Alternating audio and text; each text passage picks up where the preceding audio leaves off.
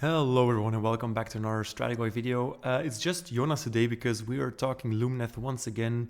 The balance changes have just come out yesterday by the recording of this video, and it's time to talk about some Lumineth nerfs. In this Discord we all got very excited, or a little bit down I suppose, because things change and change is not always fun unless you're a Zinj player.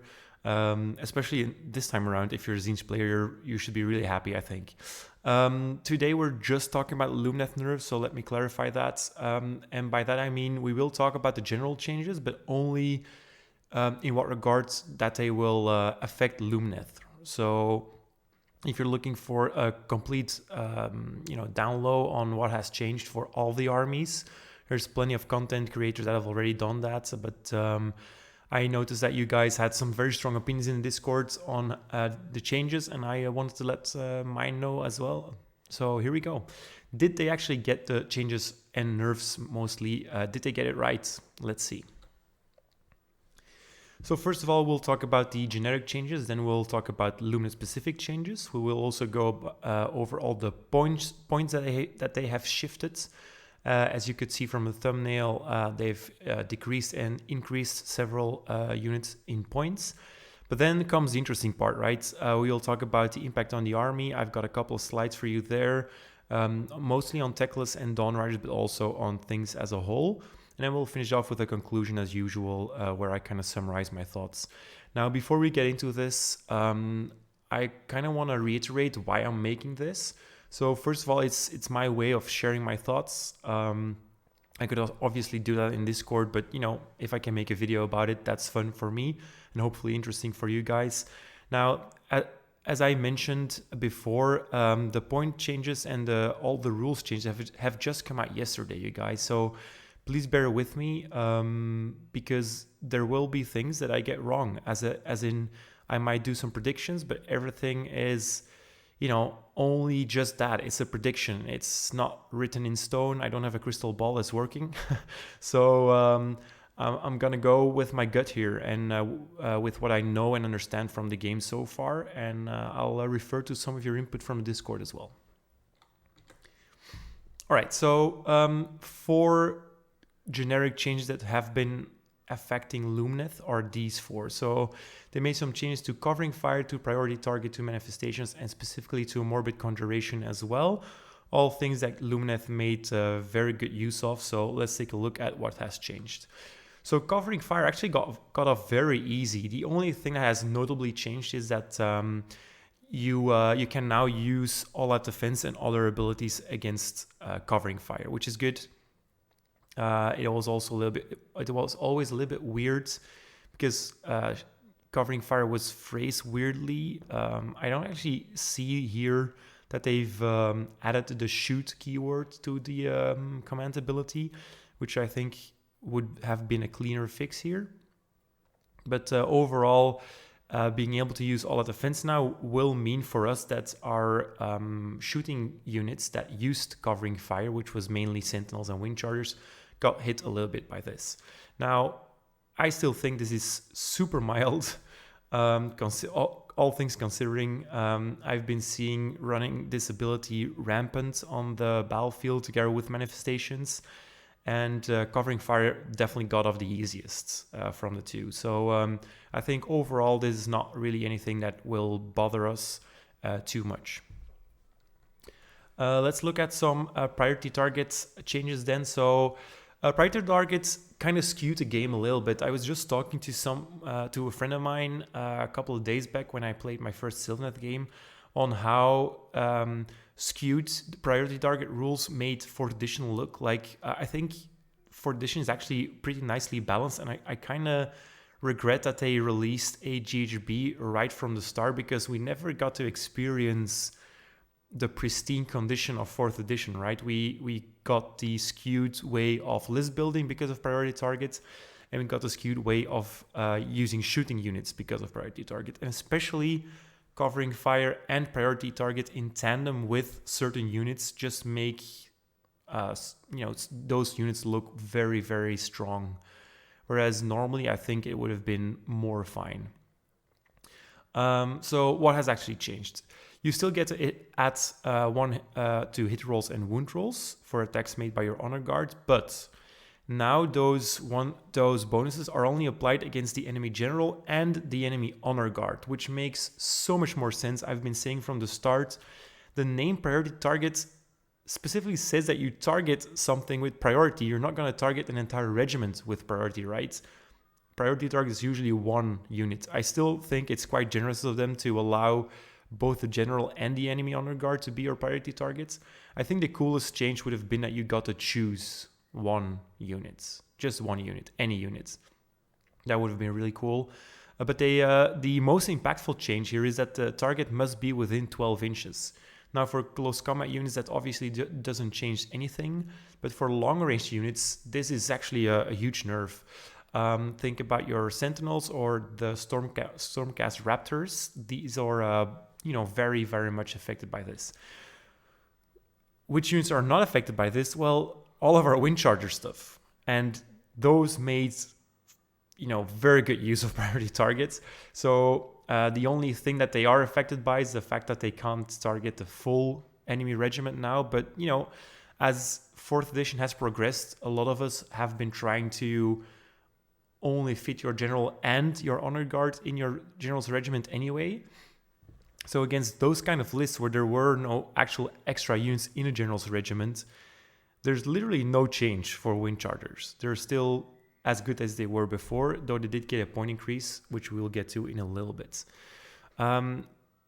I do think, though, that this change is actually pretty neat for those long-range units. I didn't really like how it made Sentinels and Raptors look. I'm happy that the Sentinels didn't get a point increase because they luckily noticed that they were just overperforming sometimes because of priority targets. So as it stands now, I do feel like it works a little bit better this way. And it might actually allow us to make more 2-drops now, even more than before. And you will probably fit more stuff in your general's regiment now because you're not really bothered by being the priority target with your entire regiment now. And it's just now your honor guards and your general. So overall, a very good change. Moving on to manifestations, actually quite impactful. Couple of things have changed here. So the first change is actually something that I really like. So before, you could actually banish a manifestation. You could potentially do it yourself even, and then summon it again in the same turn, which is annoying and weird as an interaction, especially if you played 3rd edition.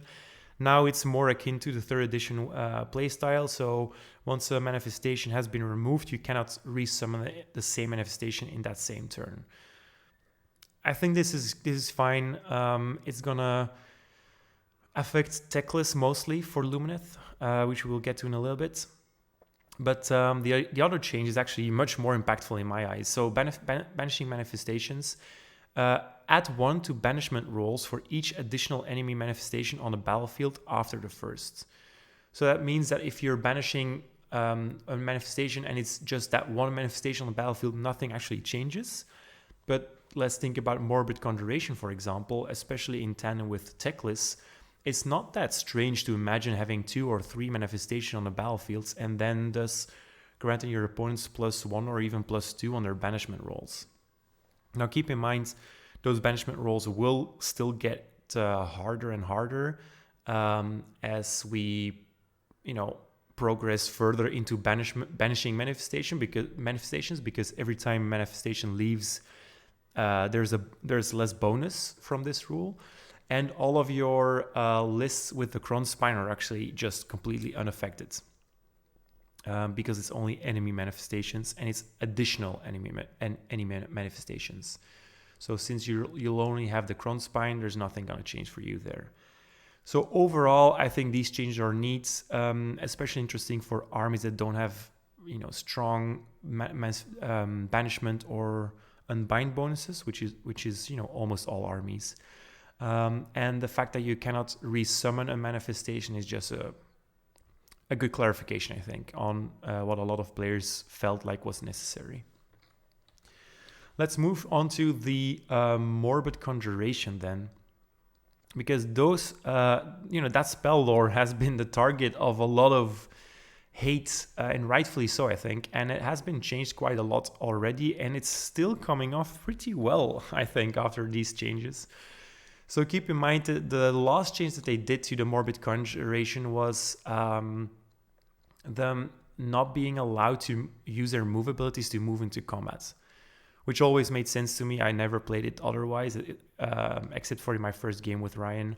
Now they've also made some other changes. So they increased the casting value of Suffocating Gravetide to 8, which is very impactful. 8 is a lot. Let's be clear about that.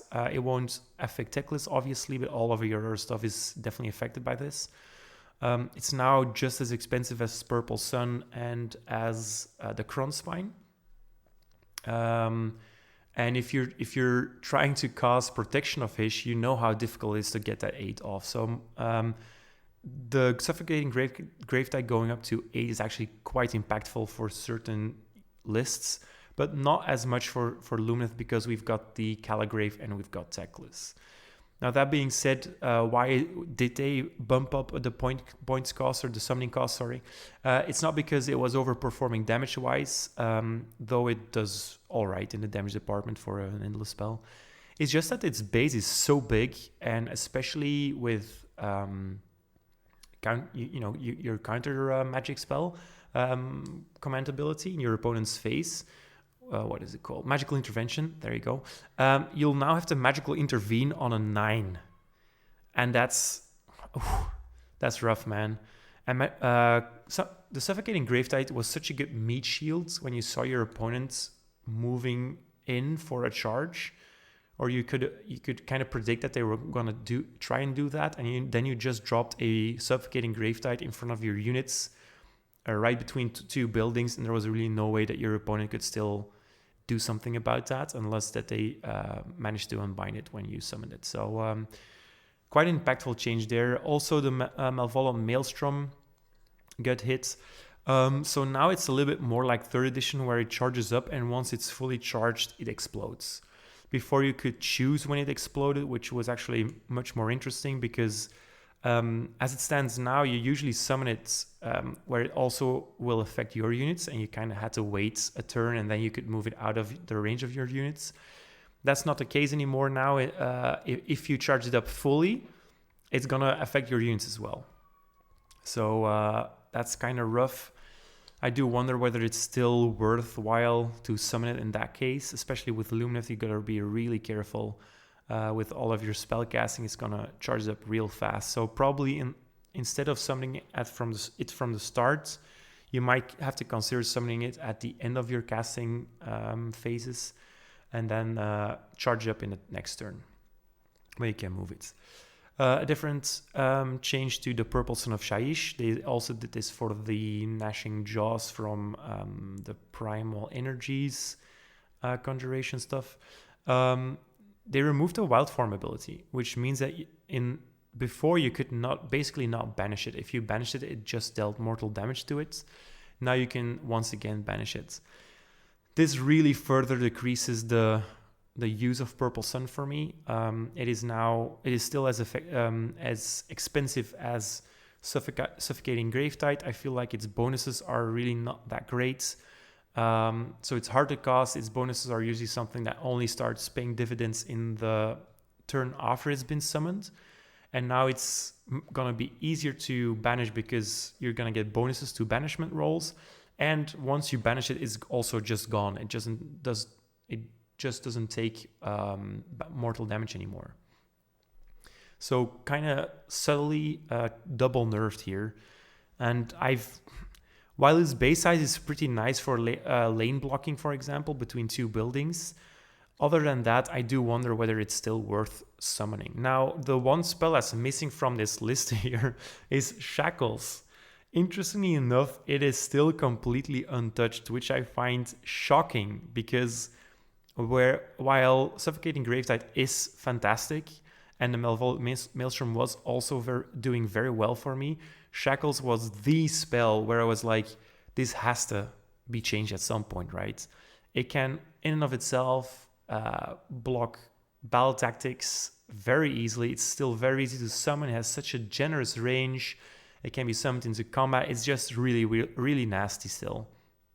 And I kind of stick to my guns where I feel like if there was a spell lore with just the shackles in, I think people would still take it.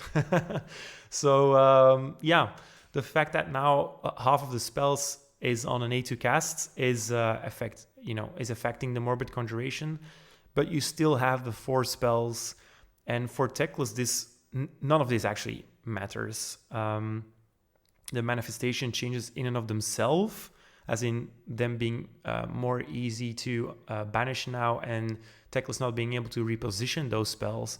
Those changes are affecting Teclis, but these specific Morbid Conjuration changes are not. And I still think if you're running a Teclis build, you kind of want to go with Morbid Conjuration still. I'm kind of happy that it is that way, and I think some of you might be surprised because I've never been a big fan of specific spell lores or units being such an auto-include throughout an entire game. But Teclis really depends on a useful endless spell lore, manifestation lore. And Morbid Conjuration was such a nice fit for him, and I'm happy that while a lot of changes will affect him, he'll still be pretty good, I think. But we will get to Teclis in a little bit. Let's look at some Lumineth-specific changes. And now things might get a little bit more painful, I think, because we all love our army. I'm always amazed by the mentality of Lumineth players, because I kind of recognize the mentality from my Eldar days in 40k, where if you're not playing Lumineth or Eldar in my example, you're kind of being hated because elves do things better and we have tools for everything.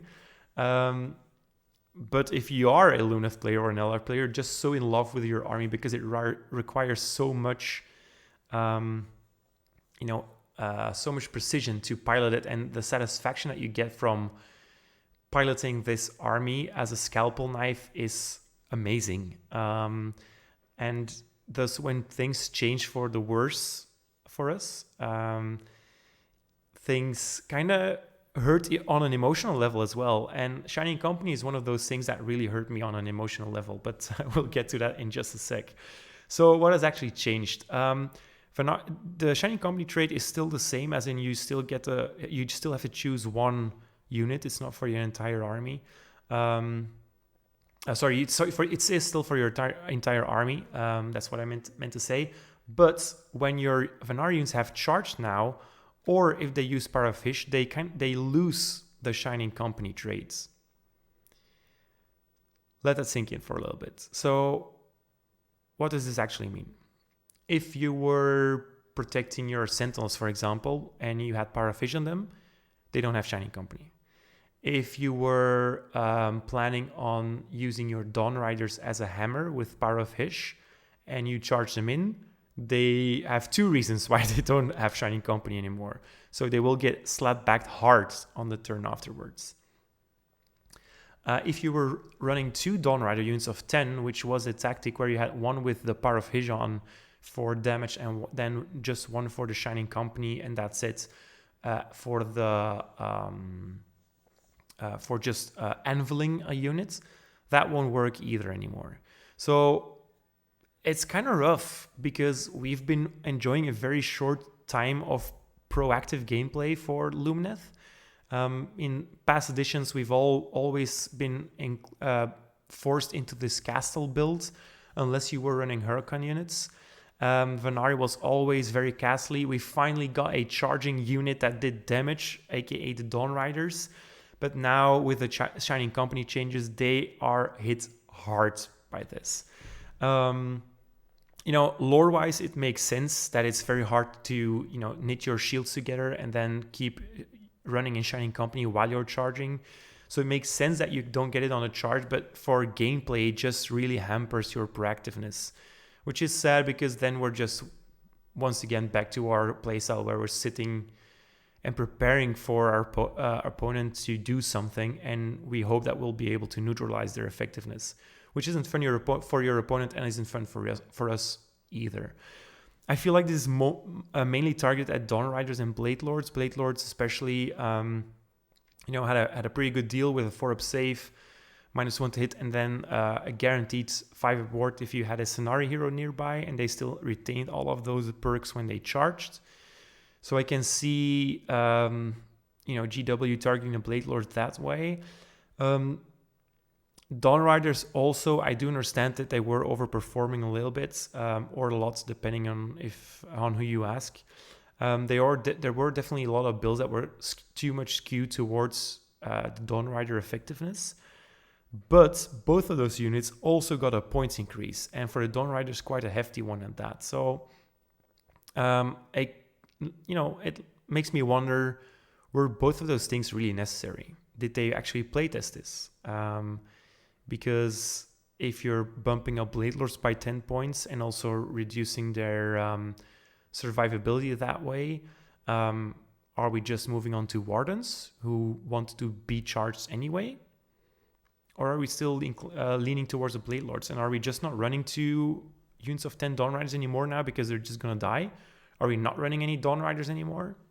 We'll have to find out.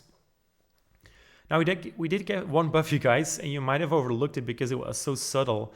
They made it appear like it was just a rules clarification here with the Voice of Tyrion ability on Lyrior Youthral moving to a passive ability, which makes sense, and it changed to the color black instead of, I think it's red now.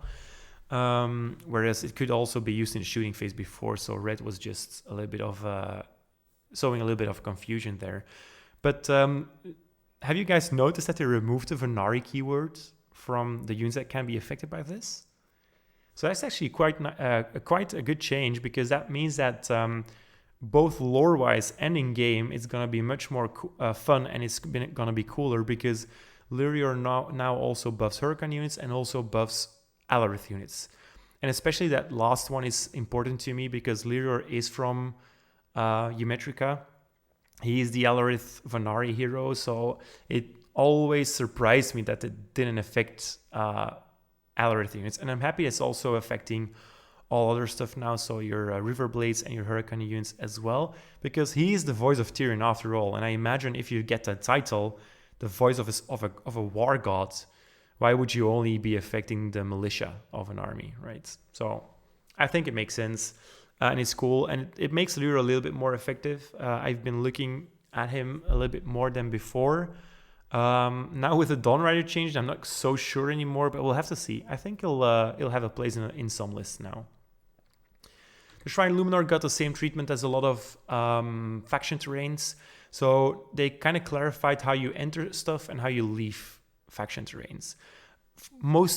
The most common change here is that you can't enter your faction terrain piece if you're in combat anymore, and you can't leave your faction terrain piece on the same turn that you entered it, which makes sense because you had this weird interaction, which I liked for its gimmicky nature, but not for the actual gameplay, because it was so obvious that it was not intended that way.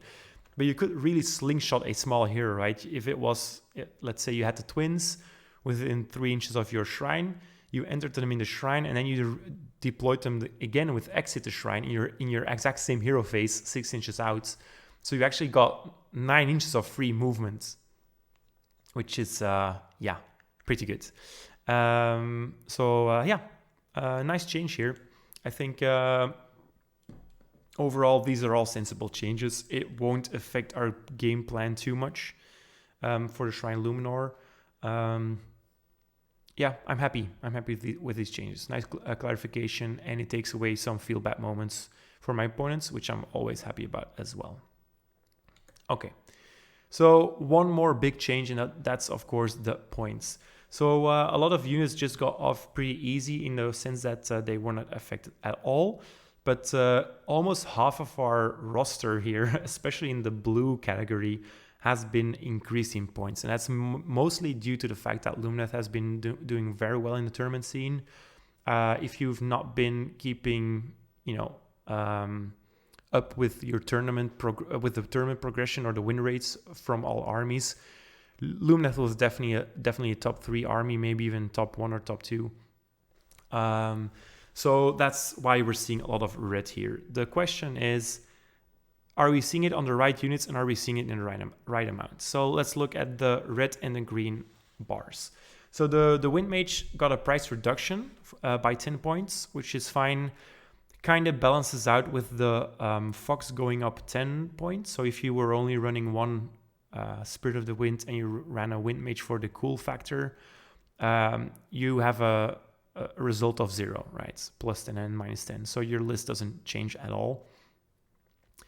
I personally don't see a use for the Wind Mage much. The teleport is super nice, don't get me wrong.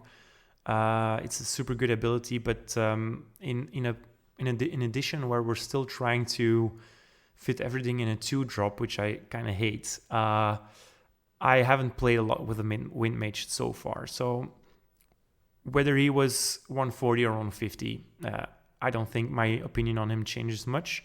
If he was 120, I would definitely be taking him in almost all of my lists. So maybe 140 is a good place for him to sit at.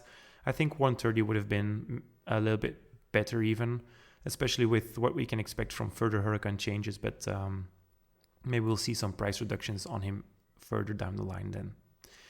The Calligraph had to go up. You guys knew that it was coming. I will still happily pay 160 for him. He's still very, very good. Especially with Morbid Conjuration now going up in casting for the Suffocating Gravetide. And I still really love my Calligraph with the Crown Spine. So 160 is totally fine. Cathalar going down 20 points. I mean, she just... she's been good for one book, and then afterwards she's been in this really weird place where they keep making her cheaper. And we're looking at her and thinking, yeah, I mean, she's fine for that price. Don't get me wrong. But guys, we also got the Calligraph and the Enlightener. So, and we've got the Twins and we've got Eltharion. So in what world are you actually still picking the Cathalar? Again, I really think they missed an opportunity here to make her a Lumineth Paragon, where you could include a Cathalar as just in the way as you would a Banner Blades. And then you're not increasing your drops, and then we might see her pop up a little bit more. But as it stands now, I don't think we'll see her a lot. Then again, if you are looking for a Scenari hero and you're building your list and you're just not getting there with your points, if you used to have a Calligraph and you're using a Cathalar now, you're saving 60 points basically.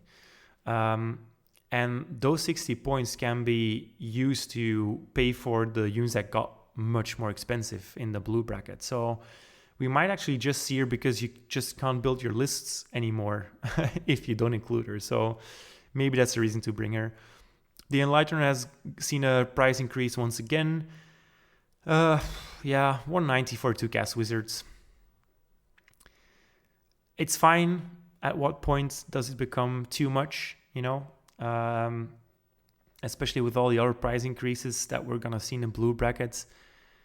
I do wonder whether you'll still have those extra 10 points to save, and if the Enlightener is important enough for you to include her for that. But because, you know, realistically speaking, if you want a 2-caster, you could just bring 2 Cathalars. For 10 points more, you have 2 units that can be on different spots. But obviously, you don't have all the perks of the Enlightener, and you have a different battalion and all that stuff. So I understand it's not the same, but it nears that point, right, where you have to consider: am I bringing 2 heroes instead of 1 here, or am I just still sticking to the Enlightener? The Lore Seeker going down 20. I mean, guys, you could have gone down 50 for all I care. And at 120, I might run her or run him, but at 150, there's no way. Such a weird unit. A unit that has gotten off very easily, and I was surprised that it did so. Severed has been untouched, like nothing for Severed, because none of the rules changes affect him, and no price increase on him. So if you're just running the 1 Wind Spirit, you might as well just run Severed and then no Wind Spirits. But then again, that's 100 points difference, so might be impactful. If we're looking at the blue bracket, then that's where the interesting changes are. we can see that actually Alorith got off easy, and it's a subtle buff in that regard because Alorith is now much more affordable compared to all of our other units. So Wardens have remained unchanged, Sentinels have remained unchanged, but both got hit by the Shining Company nerf, and Sentinels got double hit because of the covering fire and the priority target nerf. So I would have been, surprised if they increased their points because I think they're totally fine at 150 and should definitely not be messed with because they just overperformed due to all the rules in the game that have now been changed a little bit. That being said, what has changed in quite a fundamental way are our cavalry units. So both the Wind Chargers and the Dawn Riders have increased by 20 points. If you're looking at that on a surface level, that might seem fine.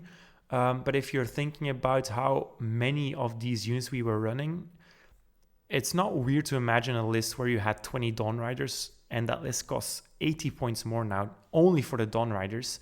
And usually you were combining that with a Spirit of the Wind or a Caligrave, and definitely adding some River Blades, also going up 20 points. So we'll look at that in the next slide, but if you start adding those up, you're looking at almost a full unit, or a full Cathalar, let's call it that, full Cathalar. The Spirit of the Wind has also gone up. There were lists that were running 3 of them, so that's 30 points more. Than adding 20 Wind Charges on top of that is another 40 points, so 70 points more. Interesting and rough in certain ways. I think the Wind Chargers is fair. They needed to go down because in this way it kind of forces you to look at different units. You don't want to run just Wind Chargers because other than this point increase, they have been unaffected. The priority target hurts them a little bit because you can't target the full General's Regiment anymore now. But the range doesn't hamper them at all because they were at 12-inch range anyway. So the full Hurricane list will be impacted quite heavily by this, but if you're still mixing and matching Hurricane with a little bit of Venari, I think it'll look fine. Now, what won't look fine is that you need a lot of speedy units, a lot of fast units to win you games. And those fast units are all going up. So the Wind Chargers, the Spirit of the Wind, the Dawn Riders, and the River Blades have all gone up by quite a lot, to be honest. So all of our lists, I think, in general, will, unless you're playing full Alorith, of course, you're going to see an increase from 40 to maybe 100 or 120 points. And that's quite impactful. That's a full unit less, as I mentioned, or a command point less. And sometimes you're thinking, well, 40 points not that bad. But then if your list was at an exact 2k points, what are you going to do to go from 2040 points to 2k once again? What are you dropping? What are you changing? You're going to have to make some... You're going to have to save some points here and there. And the logical replacements, let's say you wanted to replace a unit of 10 Dawn Riders with something else that's fast and can hit quite hard. Well, there's nothing like that now that is still affordable because Wind Chargers are also going up 20 points. So that would be same-ish. Of course, they're only at 190 and not 230. So you've got some options there, but it is something to consider, and it's going to do some weird things to our list, I think. That being said, I think 160 for Riverblades is very fair. It discourages you from running 3 of them, which is a good thing because 3 of these was just nasty. I think the sweet spot is 1 or 2, probably just 1 with some Wind Charges still would work very well. But once again, we're approaching that point where nothing in our roster is cheap. So we're once again back to that very elite play style. And I was kind of looking forward to a little bit more of a life, quality of life change where we could still run a little bit more units. It might be time to look at your regiments of renown now, because they have been completely unaffected by this change, as far as I could tell at least. So things like the Saviors of Cinderfall, which are as expensive as Dawn Riders now, and they do much more for you in a lot of ways, especially for the objective game. So you might look at that now if you're sick of the Shining Company changes. Now, the Ballista did go down 20 points, which is nice. 110 is still... Yeah, I mean...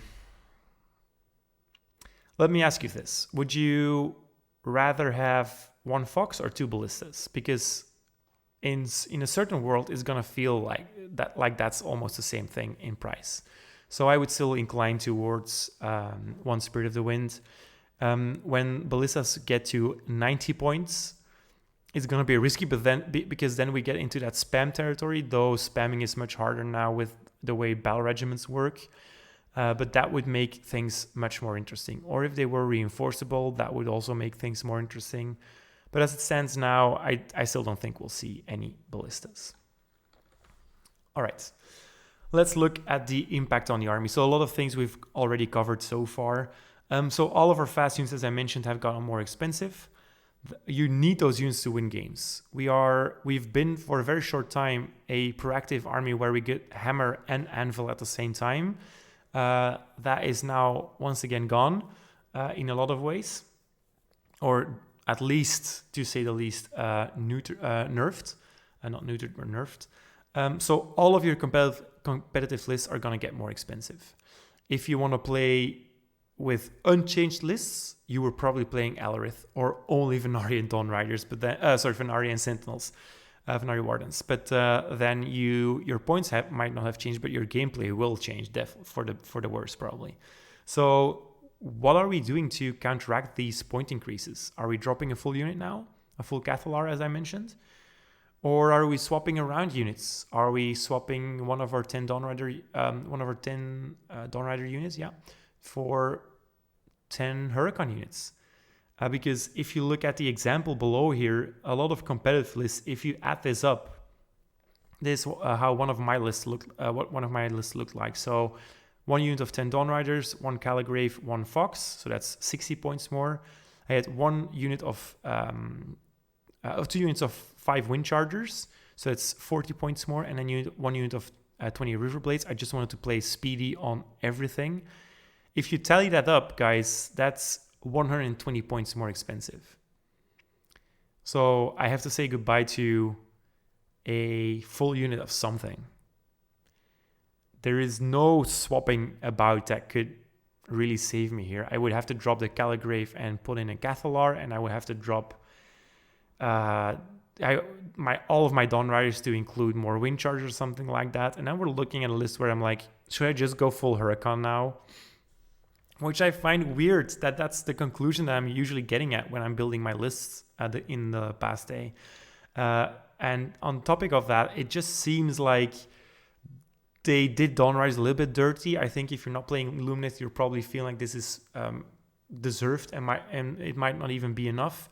But they got hammered in probably too many ways, if you ask me. But, I'm obviously emotionally attached to my unit of Dawn Riders. So your list, if you're running 10 Dawn Riders, is going up 40 points. If you're running 20, it's going up 80 points. That's basic maths for you guys right there. So that's a big nerf. 40 points and 80 points especially is a lot. Especially in techless lists where you had to, for a very short time, you had to techless with 20 Dawn Riders and then some extras. That's going to be difficult to pilot now because you're going to have to drop a unit. And thus you're going to have less units to capture objectives with, and your Dawn Riders are going to die now, guys, like pretty easily actually. So rough. And why are they going to die? Well, because Shining Company is less effective now. I played with Dawn Riders in all of my games so far, not because they were overpowered, but just because I loved having a fast unit that could actually kill stuff. And I have to say, without priority target and without Power of Hish, they usually didn't do enough to kill a unit outright. So I had to put Power of Hish on them for the off chance that I could get them in with the charge. if they did not charge, they were definitely not doing enough. And if I didn't put Shining Company on them, they would probably kill something with Power of Vision on the charge, but then they would just melt in a turn afterwards because your opponent would just recognize how to counter such a unit. So my question is, are Dawn Riders just dying now after charging? Because their effectiveness still lies in hammering stuff, but you can't use them as an anvil anymore unless you want them to sit there and be the target of a charge instead of being the charges themselves. So we're looking at a world now where we're paying 40. Let's look, peek back for a sec. We're paying 460, for 30 wounds on a 3-up save, which is, fine, I suppose. But we're going to lose that units in the turn after that we charge something. So you have to be really precise with what units you're going to put your Dawn Riders in now. Unless you have power through, but then you have to save a command point. You have to meet all the criteria to be able to use power through or power backwards in this case, probably. And will that be enough? All things that we have to consider. I think the changes to Shining Company are worthwhile to give a try. I'm not gonna completely bash on GW here. They have to try to nerf Lumineth in some way without completely reducing our playstyle to just one full castle build. But I wonder whether it was necessary to hit the Dawn Riders with both the Shining Company nerfs and the priority target nerfs and plus 20 points. Because if you compare those to Huracan units, which were much more criminal for the win rates of Lumineth than Dawn Riders were, those got off easy. They were hardly affected by the priority target nerfs. There's no changes to them because they didn't use Shining Company, and they got the same price increase, and they are still cheaper than Dawn Riders. So I think these changes have been based on old news, as in they based them on information that they gathered at the start of the edition, and they didn't see that we were kind of moving away from that full 20 Dawn Rider build anyway and moving into the Huracan build. And now with the extra nerfs to Dawn Riders and Huracan getting off pretty easy, I have to say, I do have to wonder, are we just going to see full Huracan builds now? And they did mention in the Warcom article that they were going to keep a close eye on Huracan and that they were probably going to get nerfed more in the next balance update. Don't know when that's going to be. But if those then also get hammered quite badly, as Dawn Riders have been, what are we looking at? Are we back to our full castle build with Teclis because he got off pretty well? Or are we finally looking at an Elrith build?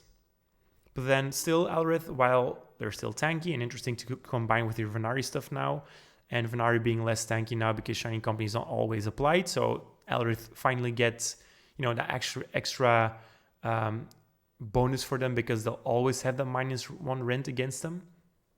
But is that enough? Because you still need the speedy units. Your lists are going to be more expensive when you add those speedy units because Elrith don't have any speedy units. So yeah, it's going to be interesting, guys. Some things to think about. Now, as I mentioned, we were going to talk about Teclis for a bit as well. I do feel that he's still pretty good because his effectiveness is basically tied to the effectiveness of endless spells. I don't like that that's the case. But yeah, that's just how it is. He's an endless spell battery.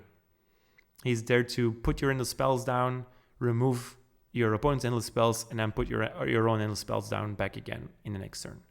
Now, his effectiveness has been lowered, so he did lose a lot of value in the endless spell section there because Morbid is nerfed. Endless spells are easier to banish now, and obviously he can't reposition his own endless spells anymore. He can't banish the shackles and then redeploy them in the same turn because you're not allowed to do that anymore. So he did lose a little bit of flexibility, I would say. So more, instead of value, I would say he lost flexibility and not so much the value of in and of himself. And I still think it's pretty good. and him staying at somewhat the same level, let's call it that, where all of our other units have gone down, that does make me think like there are 2 or 3 clear winners here. And that's the Huracan stuff. Even though they got hammered with point increase, I still think they got off pretty well. Rule-wise, they will still do what they want to do. If you're running a mixed list, it's going to be fine. If you're running full Huracan, sure, you'll have to make some concessions.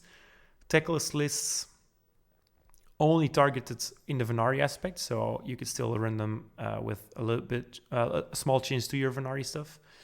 And Alrith got off completely unscathed, but is that enough for them to actually see a lot of competitive play? So what list changes can we expect after that summary that I just did? So I do think that we're going to return to a Huracan or Castle build. That was kind of the direction that we were heading in anyway, which I hate because it's basically a return to 3rd edition, and I really was looking forward to more of a, those first couple of months of 4th edition they were so much fun. And now we're back to you're either moving all over the board with Huracan, or you're just not moving at all with your Castle builds because you want to get charged now again with Shining Company. I do think that the first is the more likely one, so I think we'll see a little bit more Huracan. And by that I don't mean full Huracan list, but I do think that lists with 2 units of 20 Dawn Riders will see one of those 10 Dawn Riders be replaced by 10 Wind Chargers. The Blade Lords got hit a little bit with a points increase and the Shining Company nerf. That makes me wonder, will we replace them with Wardens? I have been doing so for a couple of games now anyway, because I do think that Wardens actually have that mind fuckiness with their always strike first ability for your opponent, and they deal more damage on the charge. Now with Shining Company going away, you might not want to charge your Wardens, but then they're better if they get charged. So is it actually a nerf for them? We'll have to see. I still think Blade Lord's actually fine at 150. No big changes there. I don't think we'll see a lot of priority target on the Sentinels anymore. And we'll see even more priority target on a Wind Charge. We were already seeing that for most of the competitive lists. And I think we'll see that even more now because they are almost unaffected. And then, as I mentioned, we'll definitely be seeing less Dawn Riders. I just can't imagine, if I'm thinking of classic Dawn Rider lists where you had 20 and then a lot of other stuff that accompanied them, the things that usually accompany the Dawn Riders have also gone up in points. So there's just no way that you're going to run the exact same list. And I have to be honest, if I'm looking at the price of Dawn Riders now and all of the nerfs that they received in this balance update, I do have to wonder, is 1 unit of 10 or 2 units of 5, isn't that just enough? I think so. And then that also means that you're going to see less Venari Lord Regents, because why would you bring them for 1 unit of 10 Dawn Riders? That's going to die on the counter charge. So we'll see. What might not change at all then? Well, I think hero selection might not change at all. Might not change much. The overperforming heroes are still good, and 10 points more on a Calgrave is absolutely fine. Sephireth is totally unaffected. He's a very good War Master to include in your list. Tech list is still okay. So those kind of lists are not gonna change a lot. I think the only heroes that you'll probably see a change in is you might actually see the Cathalar pop up, because she's the only way that you're gonna save a lot of points. It's 60 points cheaper to bring a Cathalar than a Calgrave now. You might have to shave off those 60 points somewhere. And if it's that or dropping a full military unit that's going to help you win a game, that might be more interesting now. I still don't think we're going to see a lot of ballistas. There's probably going to be that one guy that has 3 ballistas in his list and wins a tournament, and we're all going to be like, see, we always knew that ballistas were going to be good. And then I'm going to be like, sorry guys, no. There's still a lot of luck in the game, and it's not because one guy used ballistas to full effect that they're good. And I still think 20 Sentinel is actually a great pick for 300 points. So I think we'll be seeing 20 Sentinel still in all lists, and probably no ballistas. Okay, so to conclude here, guys, I've been talking for a long time. And I've also got a cold yet again for the past 3 weeks already. So you can probably hear from my voice that I'm nearing the end of my capabilities here. I still think that the essence of our lists will be the same. You've got the Venari archetype, the Teclis archetype, the Alarith and Hurricane archetypes. They will still be piloted in the same way. The one that will change the most is the Venari archetype. And you'll just have to live with the idea that if you want to play proactively and if you want to deal damage on the charge, you're probably going to lose that Venari units in the next turn, unless you take the double. So yeah, apart from that, I think Teclis will still play completely the same way, and will still probably go with Morbid Conjuration. Hurricane lists will be piloted mostly in the same way. You'll probably see a lot of those lists be mixed with some other stuff now. I can imagine them including more Regiments of Renown now, maybe a little bit more basic Venari units. And you might actually see a lot of Alrith now. I think a lot of people will definitely give him a try, but at the end of the day, there's just something inherently wrong with how Alrith works and how the game wants you to play an army. And Alrith just cannot play that way. That's the bummer of Alrith, right? They can be as tanky as you want them to be. They could all be on a 3-up save and on a 4-up ward for all I care. And it would still be hard to win all of your games because there's just not enough flexibility in a slow-ass elf army with no range capabilities. So yeah, full Alrith lists probably won't work, but you know, a detachment of 20 Stoneguard with Avalena or a cow might be interesting.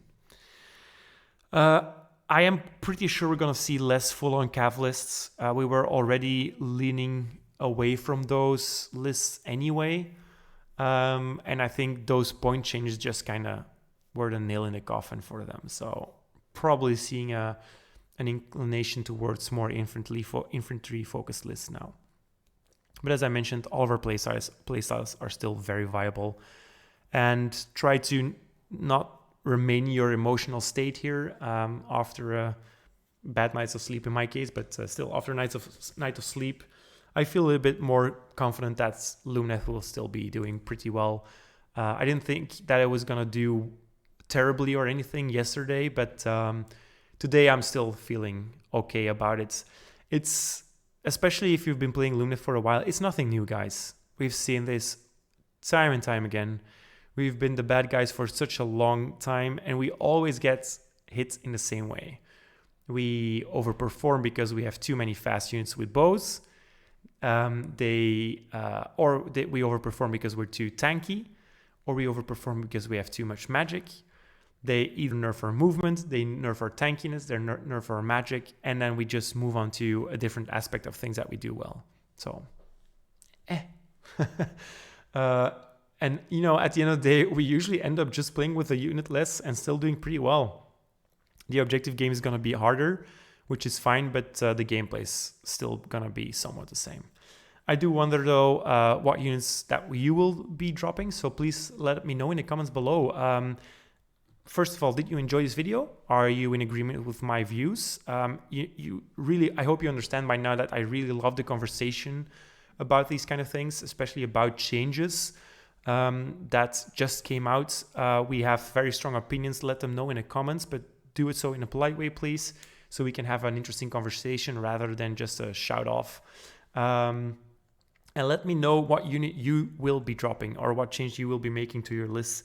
I would love for the comments to include a couple of lists that I could just pin to in the comment section, so people that are looking for list ideas can kind of piggyback off your ideas. So let us know your opinions in the comments. Please leave a like, because that's an easy way to show your appreciation. And subscribe and meet us in the Discord if you want to have a chat. I know that the changes have, renewed our Lumineth guys here in the Discord, and we've been chatting quite actively. So definitely come find us there. And we'll see you guys in the next video. Bye-bye.